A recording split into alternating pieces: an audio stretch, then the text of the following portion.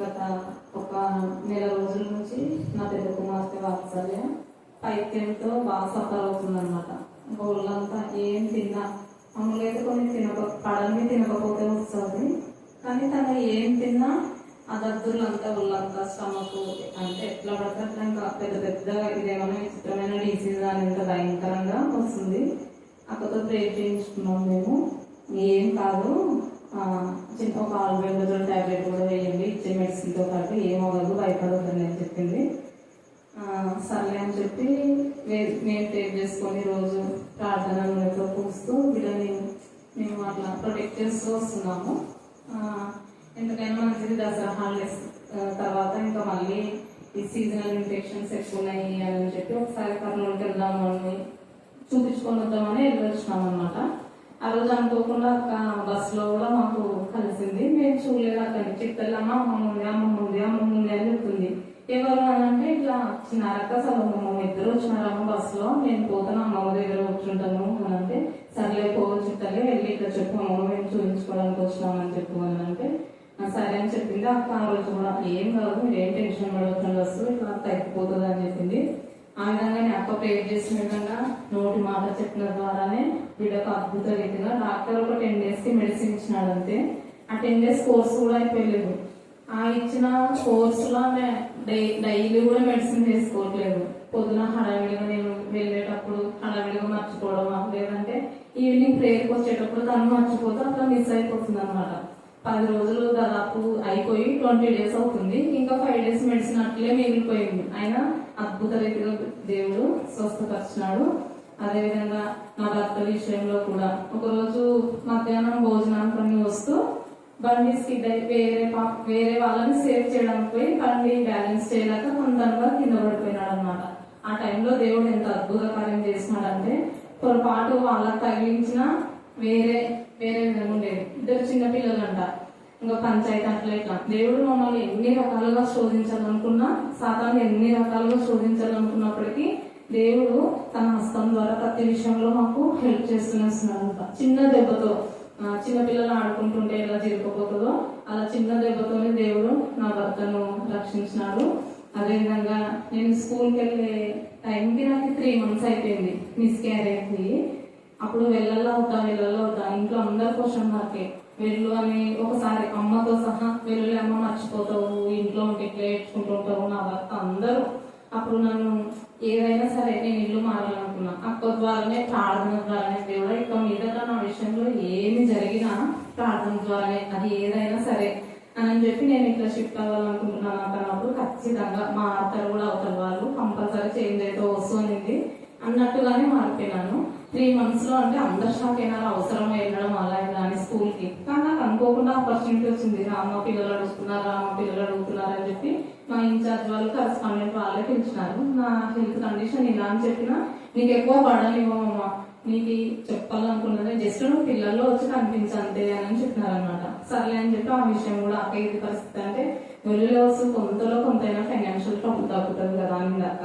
నిజంగా అంటే అక్క చెప్పింది, ప్రార్థన చేసినాకనే చెప్పింది అక్క కూడా వెల్లులే అని చెప్పి. వెళ్ళినా నేను దాదాపు ఒక 2 years జాయిన్ అయినాను అంతే. అక్కడ 2 years శాలరీ చెప్పకూడదేమో, కానీ 3,500 స్టార్ట్ చేసుకుంటారు అనమాట జ్యోతి స్కూల్ అయితే. ఇయర్లీ 500 ఇంక్రీజ్ చేస్తారు. నేను వెళ్ళిన ఆ 2 years కూడా కంటిన్యూ వెళ్ళలేదు. మధ్యలో డ్రాప్ అయినా మళ్ళీ వెళ్ళిపోయినాను అనమాట. కానీ అద్భుత రీతిగా దేవుడు 4-5 నుంచి దాదాపు అందరికంటే అక్కడ ఇన్ఛార్జ్ల కంటే ఎక్కువ హైయెస్ట్ ఇంక్రిమెంట్ తో నన్ను ఆశీర్వదించినాడు దేవుడు. అందుని బట్టి దేవాది దేవునికి వందనాలు చెల్లిస్తున్నాను.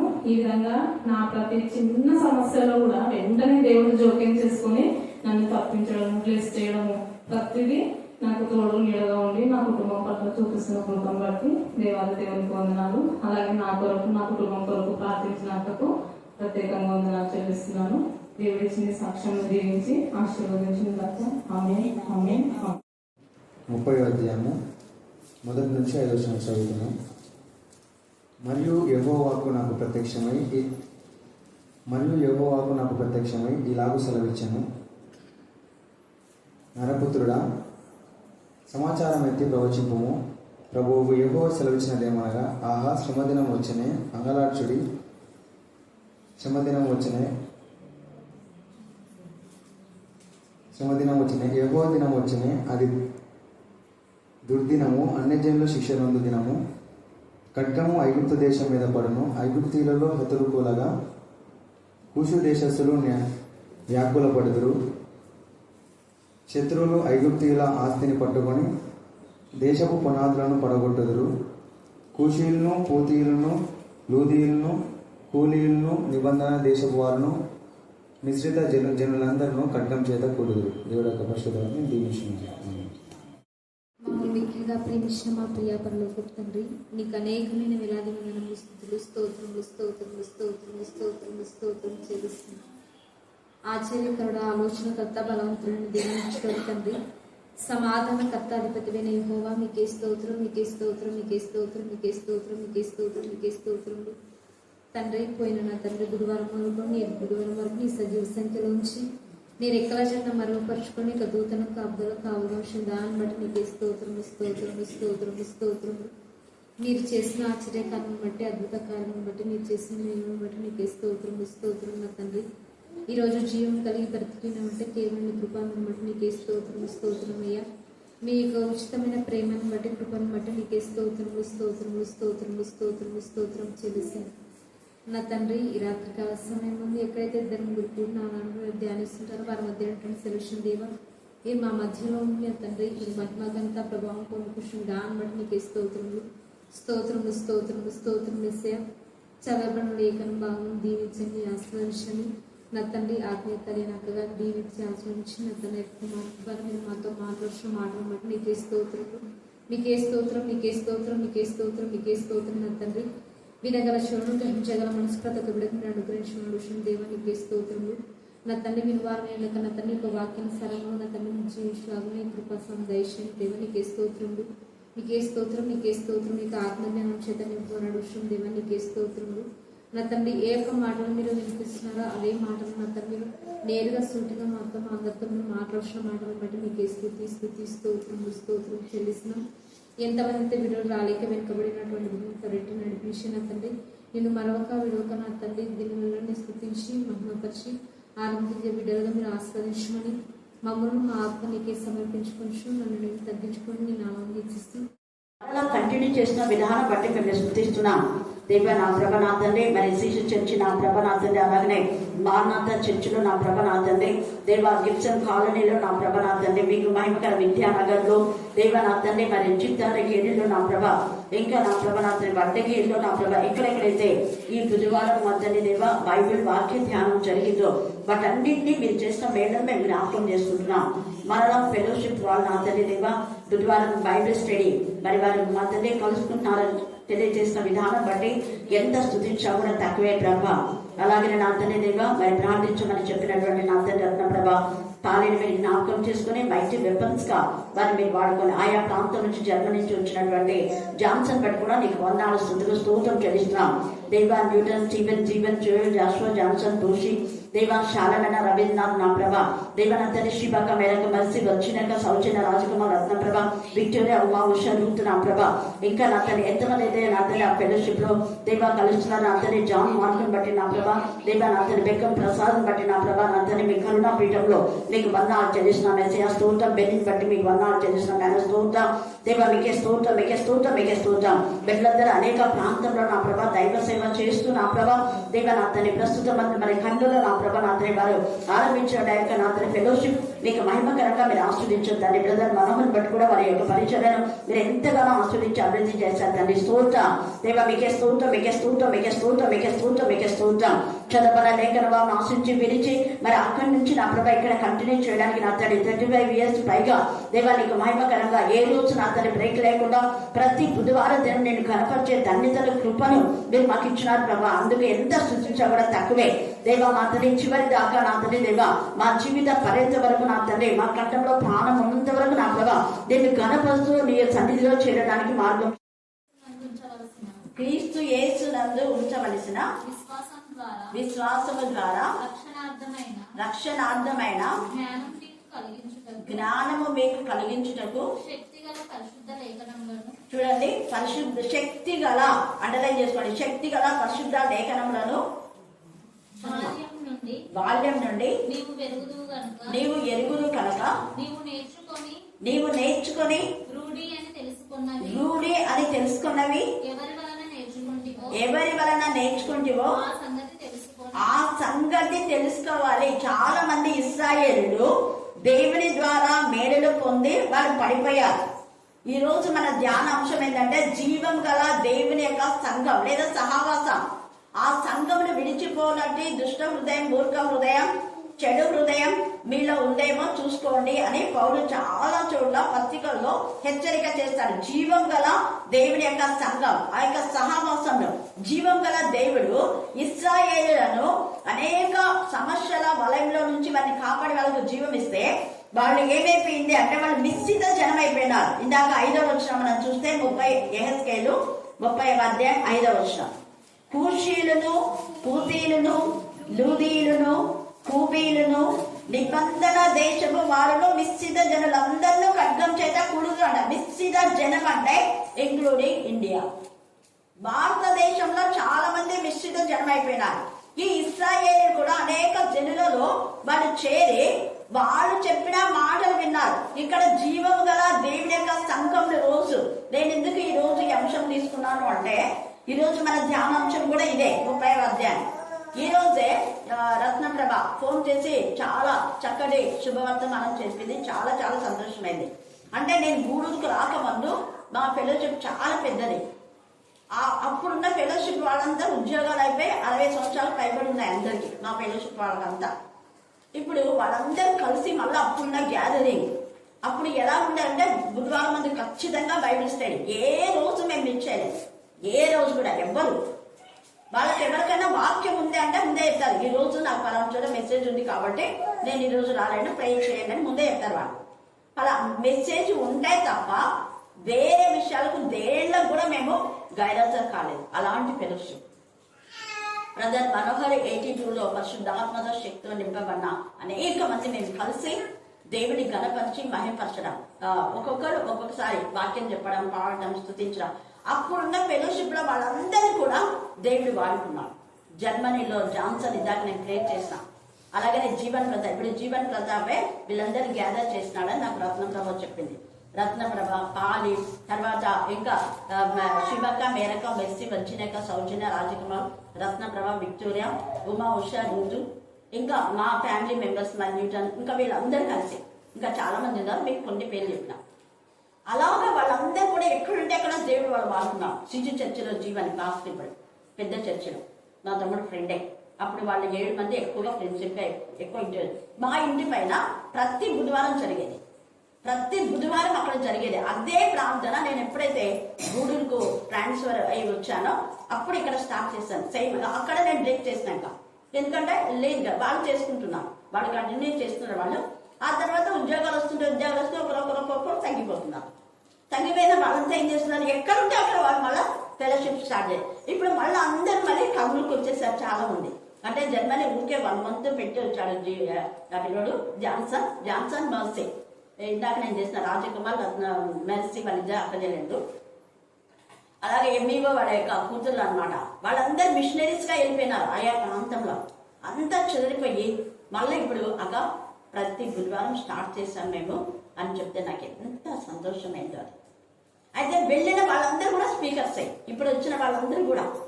ఎందుకు ఆ మాట నేను చెప్తున్నా అంటే ఎప్పుడైతే మనం అనుదినం, అందుకే నేను ఆ పదం పదే మీతో చెప్పేది, అనుదినము నా గడప ఎద్ద చేరి, నా ద్వారబంధం చేరి, నా ఉపదేశం వినేవారు ఎలాంటి వాళ్ళంట ధన్యులు.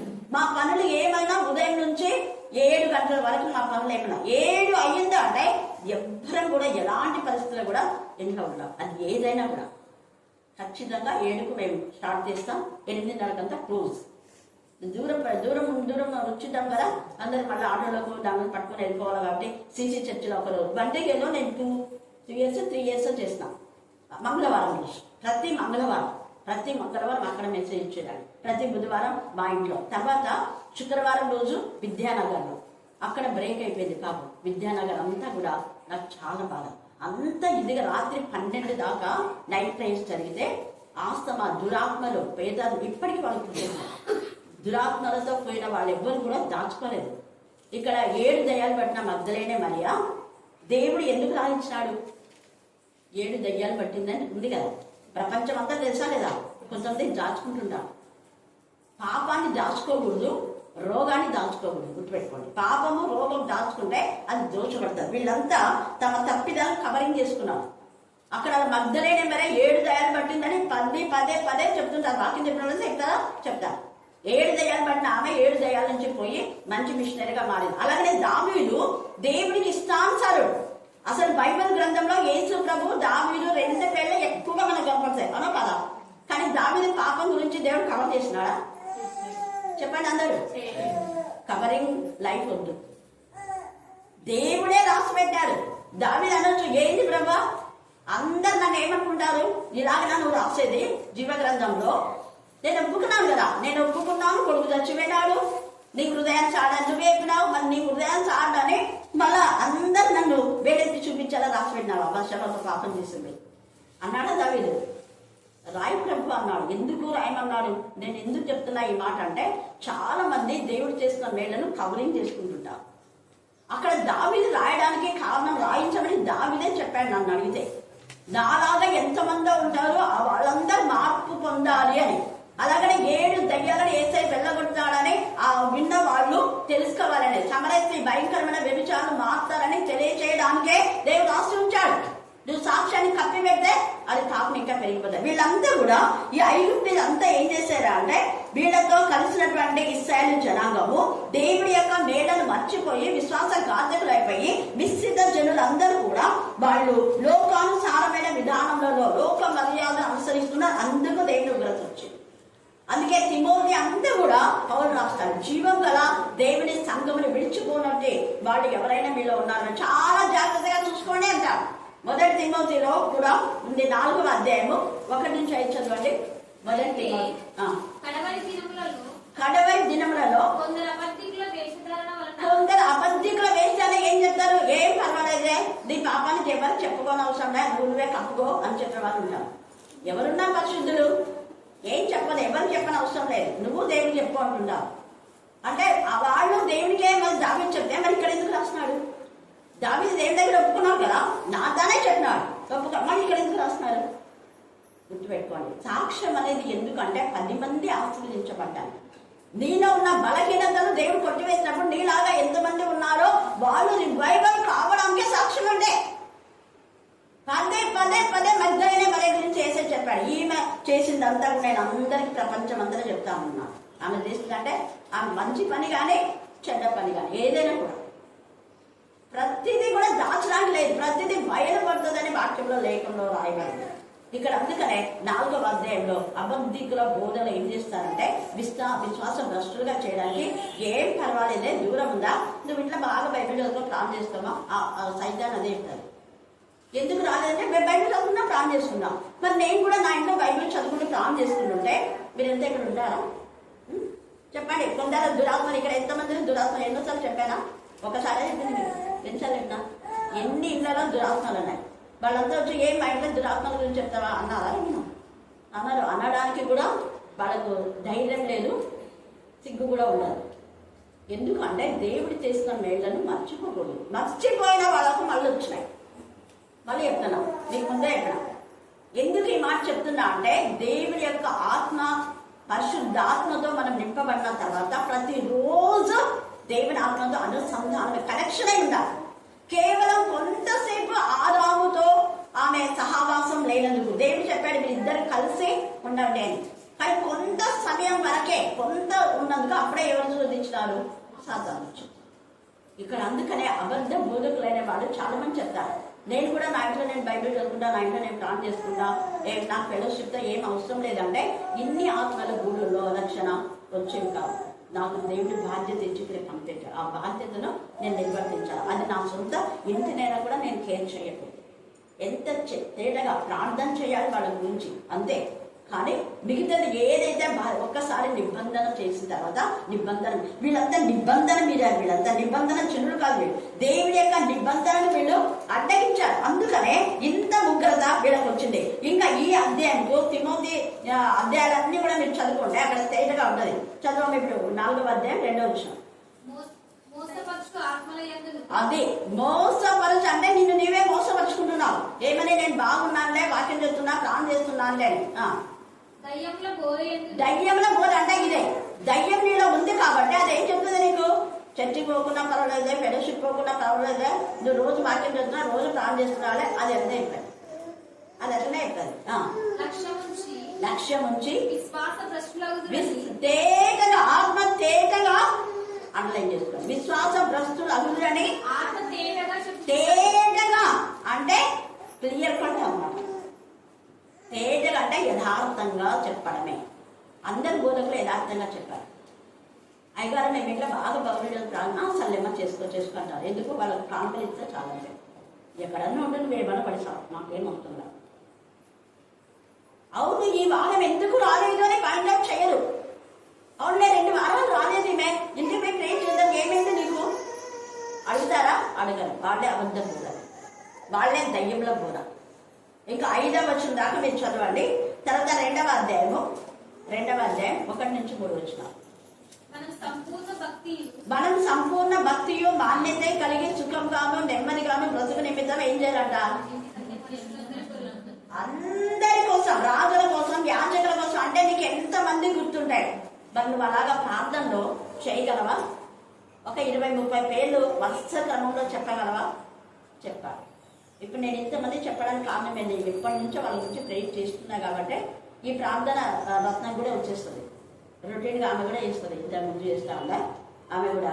న్యూటన్ స్టీవెన్, జీవన్ జ్యువెలన్, శివక, మేరక, మెస్సి, వీళ్ళందరినీ, మధుమతి, సుశీల, హ్యానా, కనకమ్మ, నెల్సన్, ప్రభుదానమ్మ, ఆశీర్వాదమక, ప్రేమక, స్వర్ణక, వీళ్ళు గుళ్ళు కథలు అయిపోయింది. వీళ్ళు గుడి బ్యాచ్ అనమాట. అది భారతమ్మ కానీ, ఇంకా తర్వాత సురేఖ, మరియమ్మ షేక్, మరియమ్మ, రమేష్, మోషన్. ఎందుకు నేను మాట చెప్తున్నానంటే మీరు కూడా అలాగ చేస్తేనే మీరు నిజమైన భక్తి. అప్పుడు మీకు ఏముంటుంది? రోగాలు రావు. మళ్ళీ చెప్తున్నా, రోగాలు రాకపోవడానికి కారణం ఏంటి అంటే ప్రార్థనలో అనేకం. నీ ఇంటి వారి కోసమే కాదు నువ్వు చేస్తుంది, నీ ఇంటి వారి కోసమే కాదు, ఇతరుల కోసం నువ్వేం చేశానని దేవుడు ఎక్కడ అడుగుతాడు. ఇతరుల కోసం చేయాలంటే అనుదినం, అనుక్షణం దేవుని గడప ఎద్ద చేరి, ఆయన ద్వారబంధంలో చేరి, ఆయన ఉపదేశం వినేవాడు దాన్ని వాళ్ళు ఈ ప్రార్థన చేస్తారు. వాళ్ళు ఇతరుల కోసం ప్రార్థన చేస్తారు, ఇతరులు గద్దిస్తారు, బుద్ధి చెప్తారు, సరి చేస్తారు. హల్లెలూయా, హల్లెలూయా, హల్లెలూయా. అందుకే ఇది 1 తిమోతి 2:3 బాగా మీరు కంట చేయడం అక్కడ తేటగా రాయబడింది. తర్వాత 3వ అధ్యాయము 7వ వచనం చదవండి. అతడు నిందపాలై అపవాది ఊరిలో పడిపోకున్నట్లు, అది నిందపాలై అపవాది ఊరిలో పడిపోకుండానట్లు సంఘమునకు వెలుపటి వారి వలన మంచి సాక్ష్యం. నీ వీధిలో వాళ్ళు నువ్వేంటో చెప్తావు, బాగా చెప్పని అవసరంలా.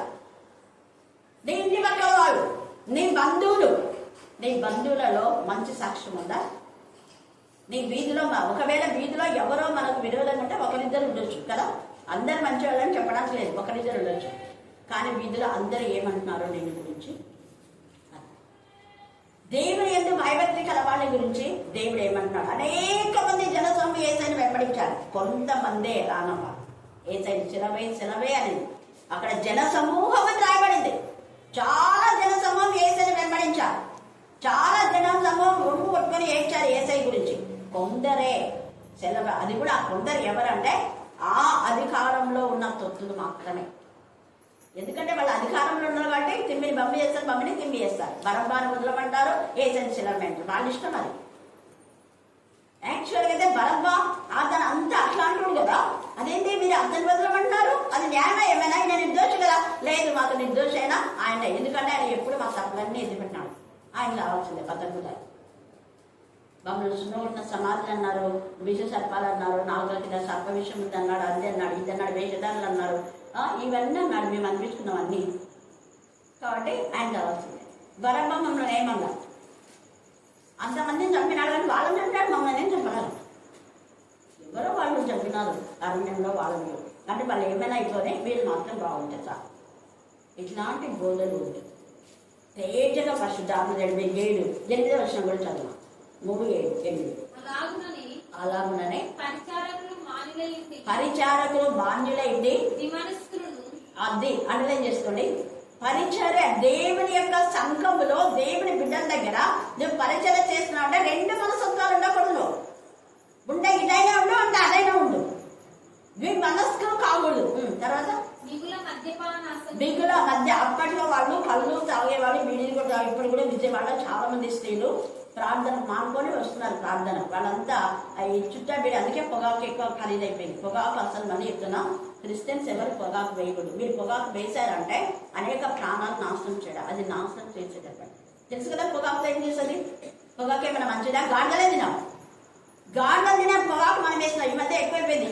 వేయడం ద్వారా మంచిది కాదు. దేవుడు ఎక్కడ అడుగుతాడు కూడా అంటే సరాయి చేసే వాళ్ళు ఎంతో, డ్రగ్స్ చేసే వాళ్ళు ఎంతో అదే వస్తుంది. పొగాకుతో ఏమి మంచిది లేదు, అంతా పాయిజనే, అంతా పాయిజనే. అందుకనే అక్కడ మిగుల మద్యపాన శక్తులు అంటున్నాడు. అది పరిచర్య చేసే స్త్రీల గురించి. స్త్రీలు కూడా పెద్ద పెద్ద చుట్టాలు విజయవాడలో ఇంత పెద్దగా ఉంటాయి. విజయవాడ పోతే కంపు వాసన.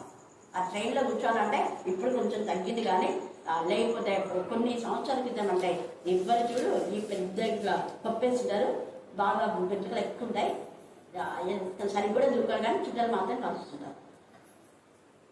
పెద్ద పెద్ద చుట్టాలు ఇది ఉంటాయి, పొగాకు చుట్టాలు. అందుకని ఇక్కడ రాశారు దుర్లాభము. ఏదో లాభం కోసం నువ్వు అక్కడిక్కడ వెళ్ళొద్దు. అంటే దేవుని సన్నిధిలో అంటే నాకేమొస్తుంది అనేది చెడ్డ ఆలోచన. దుర్లాభం అంటే అదే, లాభం కోసం నువ్వు ఏ పని చెయ్యొద్దు అనేది. ఇలాగ చాలా ఉంది. తర్వాత 1వ అధ్యాయము 8వ వచనం చదవండి. 1 శ్రీమంతుడగు దేవుడు నాకు అప్పగించిన ఆయన మహిమగల సువార్త ప్రకారం ధర్మశాస్త్రము ధర్మ విరోధులకును, అది ధర్మశాస్త్రం ఎవరికంటే ధర్మ విరోధులకును, అవిధేయులకును, భక్తిహీనులకును, పాపిష్టులకును, అపవిత్రులకును, మత దూషకులకును. మత దూషకులు అంటే వీళ్ళంతా ఇశ్రాయేలును దూషించారు. పితృహంతకులు, ఆత్మ సంబంధమైన వాళ్ళు బాధ పెడతాయి, లేదా తల్లిదండ్రులు కానీ. మాతృహంతకులు, పితృహంతకులు, ఇంకా చాలా ఉన్నాయి, అవి చదువుకున్నాడు. వీళ్ళకి ఎందుకు ఇంత ఇదికి వచ్చింది? ఐగుప్తీయుల కంటే ఎప్పుడు ఇశ్రాయేలులో ఆ దేవుని యొక్క మందిరాన్ని పాడు చేశారు. అందుకే జీవం గల దేవుని మందిరమును పాడు చేస్తే దేవుడు ఊరుకోడు. జీవం గల దేవుని యొక్క సంఘం గురించి మనం దైవ భక్తి విషయంలో మనకు మనమే సాధకం చేసుకోవాలి. మనం మోసపుచ్చే విధానంలో మనం ఉండకూడదు. తర్వాత ఈ యొక్క జీవం గల దేవుని యొక్క సంఘంలో దేవునికి మహిమకరంగా ఉన్నామంటే ఆ భక్తి గొప్ప మర్మంతో కూడింది అనే మాట కూడా లేఖన భాగంలో తెలియజేస్తారు.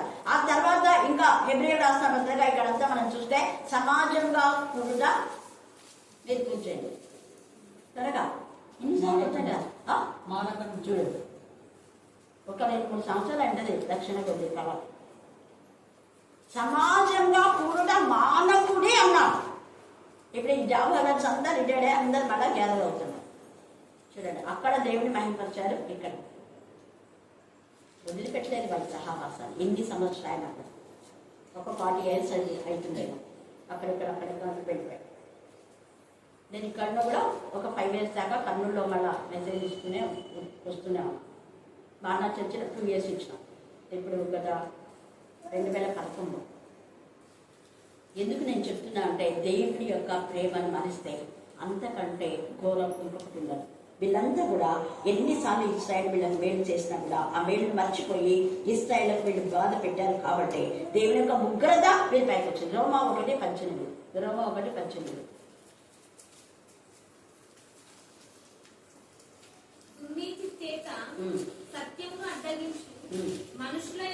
అది సత్యమును అడ్డగించారు వీళ్ళు.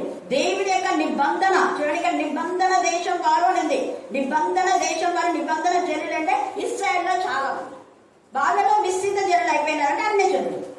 అందుకే ఇక్కడ నిబంధన దేశపు వారు అని తేటగా రాయబడింది. ఎంత బాగా ఐగుప్తు దగ్గర చేరి దేవుని యొక్క నిబంధనలు వాళ్ళు దేవుడి నిబంధన చేశారు. నిన్నంతా మీరు ఎల్లప్పుడూ నా కట్టలను అనుసరించి, నా ఆజ్ఞలను అనుసరించి, నా విధులను అనుసరించి ఎల్లప్పుడూ నన్ను హత్తుకొని ఆనుకొని జీవిస్తే మీకు చెప్పినటువంటి వాగ్దానంలో ఏది చేయకుండా ఉండాలన్నాడు.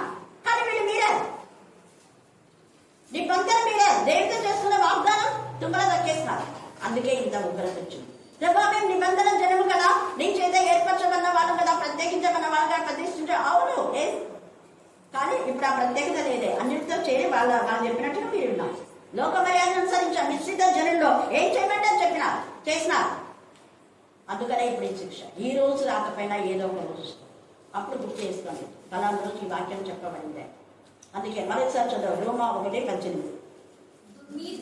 దుర్నీతి చేత సత్యంను అడ్డగించు మనుషుల యొక్క సమస్త భక్తిహీనత అండర్లైన్ చేసుకోండి. అదే లోక మర్యాద అంటే. సమస్త భక్తిహీనత, దుర్నీతి మీదను దేవుని కోపము పరలోకం నుండి బయలుపరచబడి. దేవుని కోపం చేసింది. కోపం చేసి కాబట్టి వీళ్ళందరూ చూడండి, నరపుత్రుడా సమాచారం ఎత్తి ప్రవచింపు, ప్రభువు యెహోవా సెలవిచ్చినదిగా, ఆహా శ్రమ దినం వచ్చినాయి. వాళ్ళు అనుకోలేదు, బాగా ఉన్నారు నిర్లక్ష్యంగా. వాళ్ళే మందిరాలు కూడా పోతున్నారు. వాళ్ళు నేను మందిరాలు పోతున్నా కదా, దశం భాగం ఇస్తున్నాం కదా, అది కదా ఇది కదా అనుకున్నాం. కానీ వచ్చేసింది. కారణం ఏంటంటే దేవుడు నీ యొక్క సహవాసాన్ని కోరుతాడు. దేవుని సన్నిధి విడిచిపోయినాడు. దుష్ట హృదయం మీలో ఉందేమో చూసుకోండి అంటున్నాడు. అందుకే ఆహా శ్రమ దినం వచ్చనే, అంగళార్చుని శ్రమ దినం వచ్చనే, యెహోవా దినము వచ్చను, అది దుర్దినము. అందుకే దుర్దినములు రాకముందే సృష్టికర్తను ఏం చేసుకోవాలా, జ్ఞాపకం చేసుకొని ఇంటి వాళ్ళ జ్ఞాపకం చేసుకుంటా, ప్రభావ నాకు ఫెలోషిప్ ఉంది అంటే కాదు. సహవాసాన్ని దేవుడు కోరుకున్నాడు కాబట్టి ఆదామం చేశాడు. అందుకే యేసయ్య మనతో ఉండడానికి 12 శిష్యులను ఏర్పాటు చేసుకున్నాడు. ముగ్గురిని ఎప్పుడు ఎంత పని తీసుకువెళ్తున్నాడు. ఆయన ఒక్కటి ప్రాణం చేసుకోలేక కాదు, చేసుకున్నాడు. వంట ప్రార్థన కూడా కావాలి. కానీ ఫెలోషిప్ లో ఎప్పుడు ఉండాలి అప్పుడు. అలాగనే పేతురు యోహాను కూడా యేసయ్య చనిపోయిన తర్వాత దేవాలయంలో వెళ్ళి ప్రేయర్ చేసుకుని వస్తున్నారు. మిగతాంతా వాక్యం ప్రకటిస్తున్నారు. ఎందుకంటే వీళ్ళు దేవాలయంలో వాక్యం ప్రకటిస్తే అన్ని అవి ఇవన్నీ వేస్తున్నాము చెప్పదు అంటున్నారు కదా. అందుకని వీళ్ళతో మాకెందుకులని ప్రార్థన చేసుకుంటున్నారు. మళ్ళీ అద్భుతాలు చేస్తున్నారు. అక్కడే అద్భుతాలు జరుగుతున్నాయి. వేరే ఇళ్ళలో పోయి వాక్య పరిచయం చేస్తున్నారు. చూడండి, ఎక్కడ ఆపలేదు. వాళ్ళు ఇలా అన్నారు కదా, ఎందుకు లేదు దేవా, ఇంత కష్టం ఏమైనా పడా, నాకు చేతగా ప్రభా అన్నారు. వాళ్ళు అన్నారు. అది ప్రభు కోసమే మనం త్యాగం ఏం చేస్తున్నాం, ప్రభు కోసమే నీ శరీరం నలగొట్టుకుంటున్నావా అని దేవుడు అడుగుతారు. వీళ్ళంతా కూడా తినుము త్యాగము స్తుతించమనే విధానంలో ఉన్నారు. అందుకనే దేశం మీద ఖడ్గము ఐగుప్తు దేశం మీద పడను, ఐగుప్తీలలో హతులు కూలగా కూషు దేశస్తులను వ్యాకుల పడను. కారణం ఏంటంటే, ఎందుకు వ్యాకుల పడినా చెప్పండి. ఐగుప్తు దేశం కూలితే కూషు దేశానికి ఎందుకు వ్యాకులం వచ్చింది చెప్పాలి. ఇంత సింపుల్ క్వశ్చన్ కదా. ఐగుప్తులు కూలితే కూషు దేశానికి ఎందుకు వ్యాకులం వచ్చింది? మన ఇంటి పక్కల కరోనా వస్తే చెప్పండి, అది అయ్యో వద్దు వాళ్ళ ఇంటికి పోవద్దు. కరోనా అప్పుడు ఎంత భయంకరం. కానీ ఇక్కడ కరోనా రోజు కూడా ప్రతిరోజు వాక్యం జరిగింది. మంగళవారం శ్రీరపురం జరిగింది, యూత్ మీటింగ్, ఫ్రైడే, సండే, ఏది కూడా దేవుడు అలా చేసినందుకేమో ఈరోజు ఇలాగా మనం కూరుకుంటున్నామని నాకు అనిపించింది. కరోనా టైంలో ఎంత ఇదిగా పార్షాలిటీ, ఎప్పుడు పోయిన వాళ్ళే ఒక 10 మంది ఉంటారు, మిగతా అందరూ పాడుకోండి. అక్క ఎంత బాధపడింది మేరక్క, నాని కూడా అన్నాడు. అంత నీచంగా భయంకరమైన బండబూతులు తిట్టారా అండి. మళ్ళీ వాళ్ళు మందిరంలో కూర్చొని 2 కూర్చొని వాక్యం చెప్తున్నారు. వాళ్ళు ఏమనొచ్చు, మేమేమో కొంచెం ఉంటేనే పట్టుకొని పోలీసులు వస్తారు, ఎస్ఐలు వస్తారు. కరోనా టైంలో ఎవరు వాళ్ళు రానిలే. నేనన్నా అనకూడదా, వచ్చిన తర్వాత వాళ్ళతో మాట్లాడతామనకూడదా, నువ్వు ఎందుకు నాని నువ్వు ఊరుకున్నావు అన్నాను. వెంటనే వాళ్ళు పో అన్నప్పుడు నువ్వు చెప్పాలి, వీళ్ళు కూర్చొని ఎందుకు మాట్లాడుతున్నారు అనలేవా నువ్వు అన్నా. నాతో నిండే నేను అదే అనేదాన్ని ఖచ్చితంగా. హల్లెలూయా, హల్లెలూయా. చూడండి, అలాంటి వాళ్ళకందరికీ ఇప్పుడు శిక్ష వస్తారు. వీళ్ళు కూడా ఐగుప్తులు తమ స్వార్థాన్ని చూసుకున్నారు, తమ యొక్క వాళ్ళ స్వార్థాన్ని చూసుకున్నారు. కాబట్టి ఈ కృషిలో పక్కన వీళ్ళంతా కూడా కలిసి ఫ్రెండ్షిప్ లో ఉంటారు. ఒక ఫ్రెండ్ కు జైలు పట్టుకుంటుందంటే ఇంకో ఫ్రెండ్స్ పట్టుకోకుండా చేయదు. వీళ్ళంతా తొట్టిగాగి. అందుకే ఇక్కడ చూడండి, ఇక్కడ ఐగుప్తీయుల ఆస్తిని పట్టుకుని దేశపు పునాదులను పడగొట్టుదు, కూషీలను, పూదీలను, లూదీలను, కూబీలను, నిబంధన దేశ వారిని మిశ్రిత జనులందరూ ఖడ్గం చేత కూలుదురు. అందుకని ఇక్కడ అంటున్నాడు కదా 6వ వచనంలో, ఐగుప్తు ఉద్ధరించి వాళ్ళు కూలుతారు. ఎవరైనా దేవుడు ఎవరినైనా నాశనం చేస్తే నేను పదే దేవునికి విరోధమైన వారితో సహవాసం చేయొద్దని చెప్పేదానికి ఇక్కడ తేటగా రాశాడు. ఐగుప్తుని ఎవరైనా ఉద్ధరించాలా, వాళ్ళతో సహవాసం చేయాలి, అక్కడ పడగొట్టడం చేయాలంటే వాళ్ళు కూడా శిక్షనే. చూడండి, ఐగుప్తును ఉద్ధరించి వారు కూలుదురు, దాని బలగర్వము అణిగిపోవును, మిగ్దోలు మొదలుకొని సెవేనే వరకు చెరులు ఖడ్గం చేత కూలుదురు. పాడైపోయిన దేశంల మధ్య ఐగుప్తులు దిక్కులేని వారుగా నుందురు, నలుదిక్కులా పాడైపోయిన పట్టణంల మధ్య వారి పట్టణంలో కూలు. వాళ్ళంతా సత్తాలు మేము ఐగుప్తు బలగర్వం తాగితే ఇదని చెప్పి బాధతో వాళ్ళు ఇశ్రాయేలును బాధ పెట్టారు. ఇప్పుడు వాళ్ళు ఏమి నరకంలో అందరూ ఉంటారు, ఎవరు లేరు వాళ్ళకి హెల్ప్ చేశారు. ఐగుప్తు దేశంలో అగ్ని రగులబెట్టి నేను దానికి సహాయకులు లేకుండా చేయగా నేను యెహోవానై ఉన్నానని వారు తెలుసుకుంటూ అగ్ని రగులబెట్టాలి. ఎక్కడైనా ఏదైనా మీ కార్యాలు అగ్ని రగిలింది అంటే దేవుని కోపం. గుర్తుపెట్టుకోండి, మళ్ళీ మళ్ళీ చెప్పాలి, దేవుని యొక్క ముగ్గురు తేటని ఇక్కడ మాట్లాడుతున్నాను. అగ్ని రగులబెట్టి నేను దానికి సహాయకులు లేకుండా చేయగా నేను యెహోవానై ఉన్నానని వారు తెలుసుకుంటారు. ఆ దినమందు దూతలు నా ఎదుట నుండి బయలుదేరి ఓడలెక్కి నిర్విచారులైన కూషీయులను భయపెట్టుదురు. ఐగుప్తునకు విమర్శ కలిగిన దినమున జరిగినట్టు వారికి భయాభ్రాంతులు పుట్టును, అదిగో అది వచ్చే ఉన్నది. కాబట్టి దేవునికి విరోధమైన వాళ్ళతో సహవాసం చేయకూడదు. దేవునికి మహిమకరమైన డానియేల్, వీళ్ళ షద్రక్, మెషక్, అబేద్నెగో నలుగురే వాళ్ళు ఎంత స్నేహంగా ఒకే మాటలో ఉన్నారు, ఒక్కొక్కరికి ఒక మాట లేదు. అందుకని అన్ని శ్రమల్లో కూడా యోబును, జోసెఫ్ను కూడా దేవుడు కాపాడినాడు, పరిశుద్ధతను కాపాడుకున్నారు వాళ్ళు. దేవుడు ఈ లేఖన భాగం దీవించి ఆశీర్వదించుగాక. ఆమేన్, ఆమేన్, ఆమేన్. ఈ సమయం అందు ప్రార్థన. కరుణామైన ఇష్టాన్ని బట్టి మీకు స్తోత్రం, మీకు స్తోత్రం నాయన. విస్తరింపచేయండి, మీకు స్తోత్రం, మీకు స్తోత్రం. ఇక్కడ చెరువు ఆరాధన తన కృప మీకు నింపనగా మీకు స్తోత్రం, మీకు స్తోత్రం.